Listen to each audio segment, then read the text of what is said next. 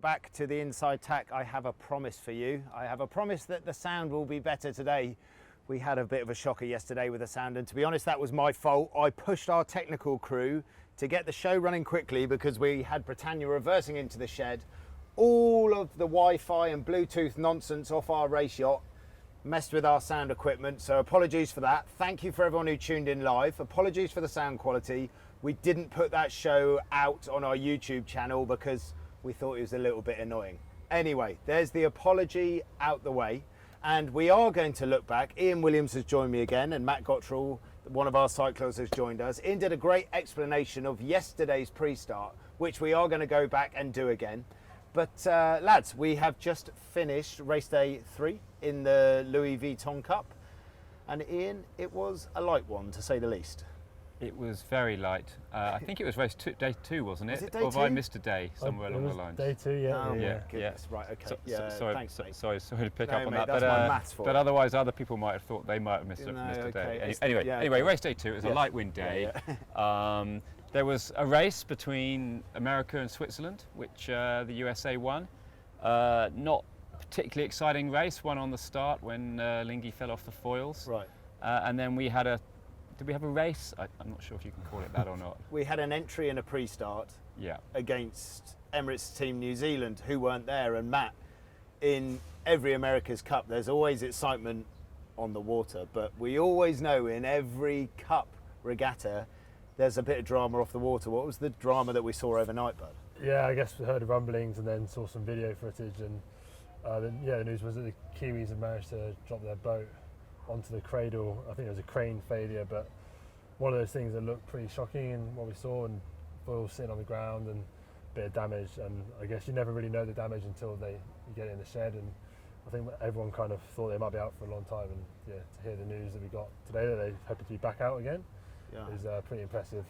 Yeah, no, it's really impressive, and it's one of those ones that we don't know the kind of structures of our foils. We don't know the structures of their foils.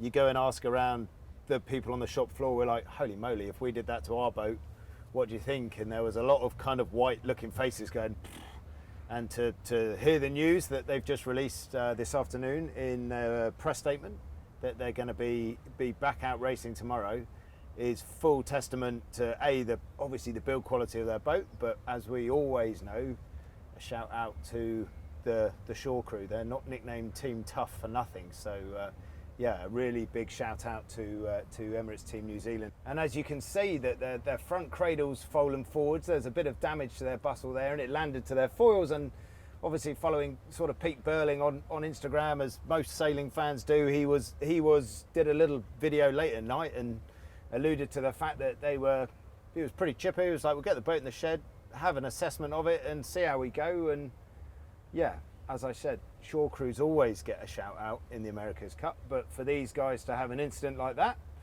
and 36 hours later to be ready to hit the race course tomorrow on what I'm going to call Super Saturday is pretty impressive. So a doff of the cap to Emirates Team New Zealand there.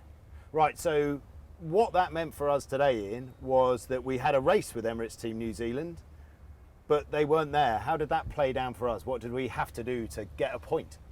Yeah, the rules say that you have to cross the start line, and once one boat's crossed the start line and it's clear to the umpires that the other boat is not going to show up for the race, they award the race to the boats that started. So we got awarded the race, and then we got told to clear the race course so they could get on with some more racing. And there was 2 more races scheduled for today. There was Italy versus the USA, so Prada versus American Magic, and then there was going to be another dead rubber, New Zealand versus France, but the breeze dropped below the minimum wind speed for the racing, so those races got abandoned. Is that right? Yeah, we have a 6.5 knot wind speed limit to start racing, and they sample the wind between 9 minutes and 4 minutes to the start, and if at some point in that time the wind drops below 6.5 knots, they postpone the race. And eventually they decided it just wasn't going to happen. They sent everybody in and they stacked up the schedule for tomorrow. I was going to say, tomorrow for all sailing fans around the world is looking like a proper spicy sporty day. Might stay ashore and watch that one, I think.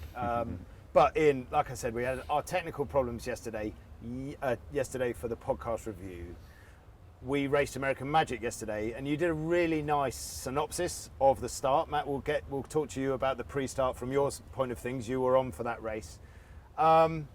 We were port entry against the Americans, as we know, and as we went to enter, the conversation on board the boat was that the Americans were off the foil, much like the off the foil chat that we had today in the light stuff. So that kind of changed our pre-start entry and how we went about that whole pre-start 2 minutes to the start of the race, right? Yeah, absolutely. As the port entry, you normally have a little bit of a plan because you're in the entry box first. You have the onus is on you to do something, and you have a little bit of a plan. But here you can see American Magic off the foil. They actually fell off on their last jibe before entering the start box, and so quickly we had to change our plan. And I think the guys thought on their feet. They thought, how do we keep American Magic off the foil? And you can't go and impede them because they're going so slow, right. They can't really get out of the way. So what we did a really nice job of, I thought, was go and put dirty air, bad air onto their sails, make it harder for them to then get onto the foil. It took them a long time, and as a result, they ended up starting about a minute after we did. And Matt, you and I are cyclors. We live in our cockpits that you can see with the incredible overhead shots that we're tucked away out the wind. If we're in the wind, we're slowing the boat down. Are you like me, that you have a solid match racing background, sailing background, that you are forever building a tactical picture in your head of where the boats are, but when you get the comms that they're off their foil and on port with a minute to go, you really have to kind of think about what that might lead to?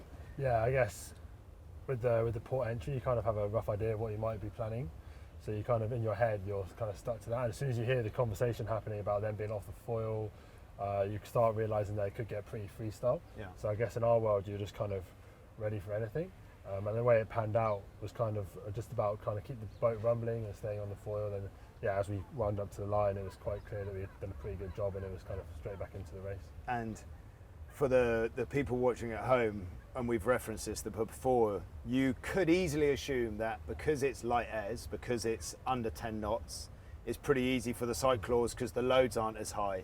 But actually it's quite the opposite with how dynamic we are with the sails and how many traveller swipes there are and stuff like that to keep it ripping in the tacks and jibes. Yeah, I think one thing we're learning is there's never an easy race in cycler world, but yeah, the range they move the sheets from, just to try and keep the boats on the foils. I mean, you're there trying to get as much power into the boat and the aero load to take away from the load from the foils. And yeah, you saw as the bottom of the course yesterday, it got really light. So even then, we're going into those manoeuvres, knowing they're big pressure moments, and you want to make sure that there's no reason why the boat can fall off the foil due to power. So yeah, it gets quite power hungry at moments around the course.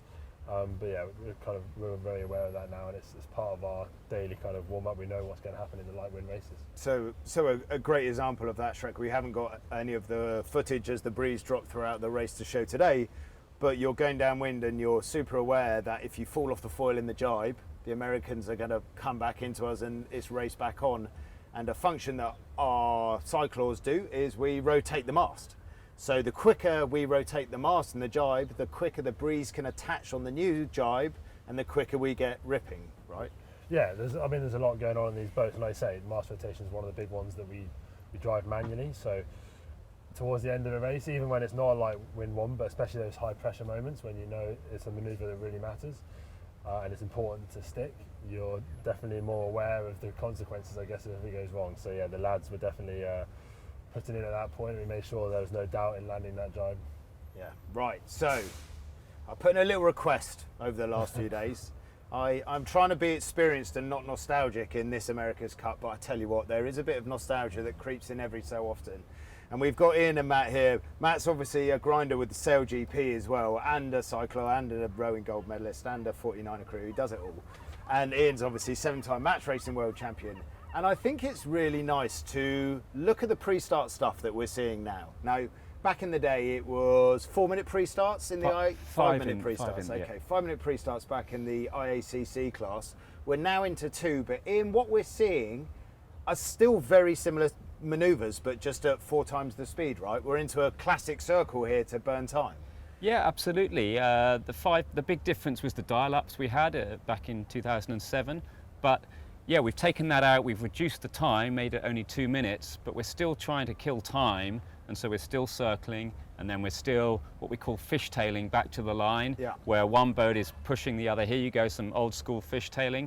One boat trying to drive the other one down the line, the other one trying to slow the other boat down and gain position. So yeah, it is a lot of the same stuff, just at 4 or 5 times the speed. Yeah, and I think to speak, having sort of sailed on version 4 and version 5 cut boats in 03 and 07, I can speak to what the physical load was on that boat, Matt, where it is massive high moments to get the main sheet in, get the runner up, wind the jib sheet in, winding those things up to sort of 15, 20 tons.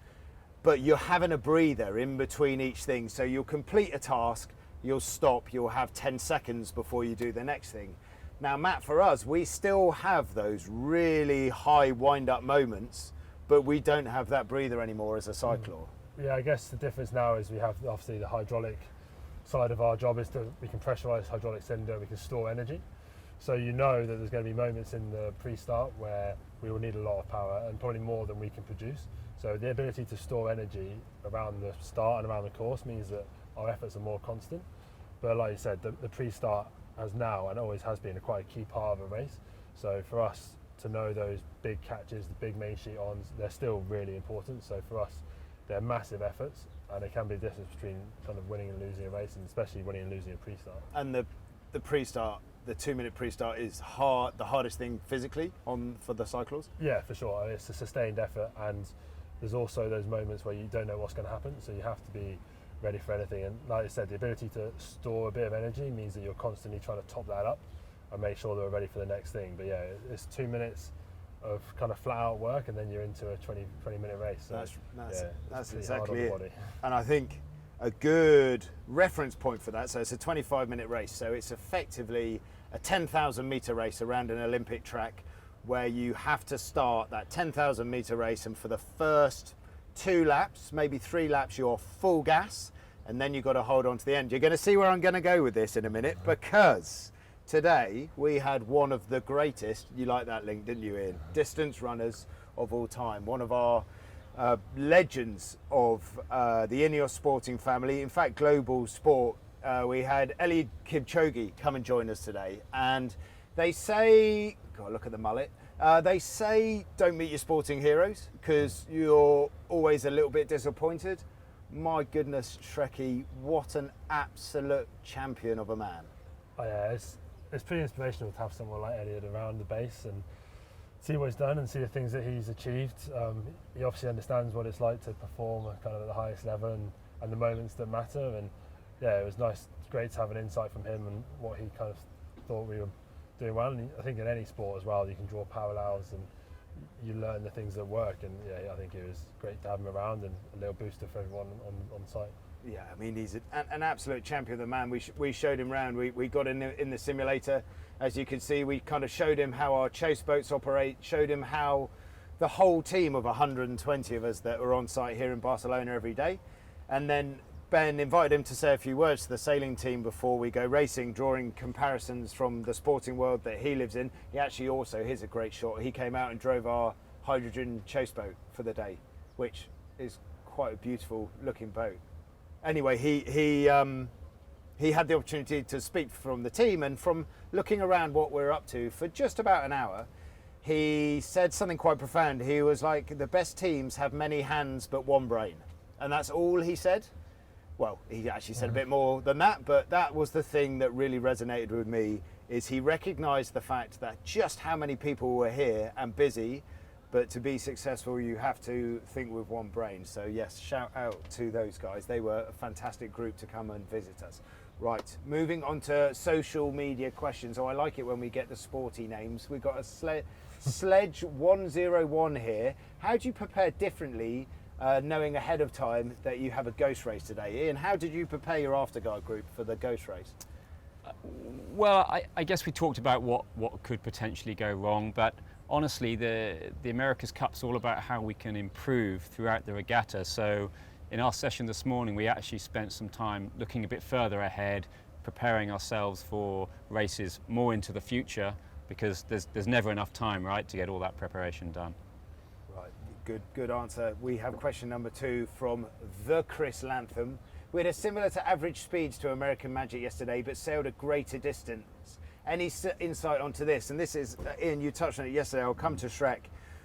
We were kind of in that, not rock and a hard place. We had a great lead off the line, but we're in that world of covering versus really light and shifty conditions and connecting the dots. And we held our 500 to 700 metre lead for the majority of the race, but it's a tricky balance, right? Yeah, I guess any sort of match racing, to have the ability to cover your opponent is pretty important, but when the gap is as big as it was and the breeze is as fickle as it was, the difference, if you're on the same tack at different parts of the course, you can be in very different wind strengths and different shifts. So it was almost harder being that far ahead to try and match them. And I think like you saw, American Magic did a good job of just saying bigger picture and just trying to make the boat go as fast as possible, whereas I think we were trying to maybe keep a cover on them. And had it come back together like it did at the end for another lap, I think it almost would have been easier for us to then match race them again. To cover them But off. it was a very tricky day in terms of joining the dots around the course in the patches of the breeze. And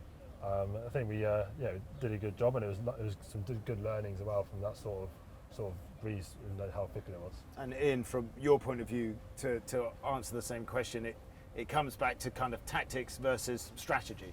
Yeah, and I think a lot of it was about reducing risk. We definitely traded some distance to reduce our risk. So coming into the bottom gates, we often overstood the mark a little bit. We knew we had a good gap. We knew we could trade a little bit of that distance. But if the wind goes against you, you have a bad jibe, and if you haven't overstood the mark, suddenly you're understanding the mark. You're trying to soak down in light air, a chance of falling off the foils. You don't want to be in that situation. So I think the guys managed it pretty well. They did trade some distance, they made some losses, but they kept cool and they stayed ahead and they won the race, and that's all I wanted. Yeah, the point on the board. Right, we'll go for our final question here before we look ahead to tomorrow's schedule. From Jackson Craig 12. This is actually quite a good panel to answer this question. So we've got old school sailing and fishtailing, or this generation of full speed foiling. What do you all prefer? Ian, I'll start with you. Well, I haven't had the opportunity to really do the foiling, so I'm still the old school guy. Yeah. But I've really enjoyed getting involved with this team, learning about the foiling from off the boat, and the tactics involved I think are super interesting. Shrekky? Yeah, for me, I think the foiling stuff is just, everything happens so quick, and your reactions and your kind of plan so far in advance, I think. And then if it all goes out the window, it becomes very reactionary. It's amazing, really. But I think you're probably the best place for this race, having done both. Well, having done both, I'm going to be absolutely vanilla, sit in the middle and say that they both sit beautifully within our sport of sailing. I do kind of miss the choreography of the boat handling with the old school style of things. But even today, when we were out training and we were out there in 7.5 knots of breeze, and you're going downwind in the high 30s, I'm thinking to myself, what is this witchcraft? How are we doing this in a 6.5 ton boat? So I think we're actually, with the AC75, in a bit of a sweet spot. It's a really nice class, and to have the opportunity to have a second generation run of it, and if things go into a third generation, you can only see it getting better. So AC75 gets the thumbs up from me. Right, chaps, let's look ahead to tomorrow. Another light air day. It is Super Sunday, Saturday. I'm getting everything. Saturday, I don't know what day of the week it is. I don't know what race day it is, but it's a 6 race day. So do tune in for that. We are going to be race 3 versus Alinghi, the team from Switzerland, and race 5 versus Italy. So a 2 race day for us, Ian, a big race day for us. We're looking forward to it against 2 other challengers, an opportunity to get some points on the board. We will be back tomorrow. Chaps, thanks for joining us. We will be back tomorrow to debrief that day for hopefully what will be another successful day for INEOS Britannia. We'll see you then.